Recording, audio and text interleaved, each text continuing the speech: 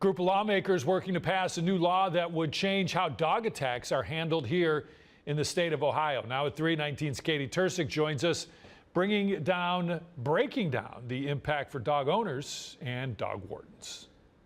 Matt Granito is Geauga County's dog warden. Today he sat down with me and explained House Bill 241. It would change Ohio's dog attack laws. About 10 years ago, the laws changed to make pit bulls not deemed dangerous anymore. Well, when they changed the law, they tried to strengthen the law on dog bites and dog attacks. The problem is the way it's been applied for the past 10 years is not the way that it should have been addressed. These new laws address it. The bill proposes a 10-day quarantine period for dogs involved in attacks, could mandate court hearings to determine the dog's future, including retraining at the owner's cost or potential euthanasia, addresses dog ownership and liability. We see a dog that it could be your neighbor's dog come over into your property and bite your child or yourself and run back.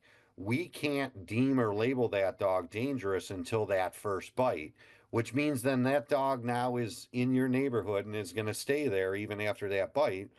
And we got to wait for a second bite before you actually go to court and lose your dog. Granito says there's a common misconception about the 10-day quarantine rule. 10-day quarantine on dog bite is through the health department. So a lot of misnomer is that the dog wardens will confiscate it for that. The owner is allowed to quarantine on their property for those 10 days.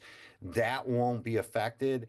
But we do have effects that if the dog did something, it would give us more power to confiscate that dog if we think the owner is not keeping that dog under reasonable control. Granito says if the bill passes, it would ultimately give more responsibility to the courts to decide how to handle dog attack cases. As the bill moves along, we'll continue to follow and bring you any update. Katie Tursick, 19 News.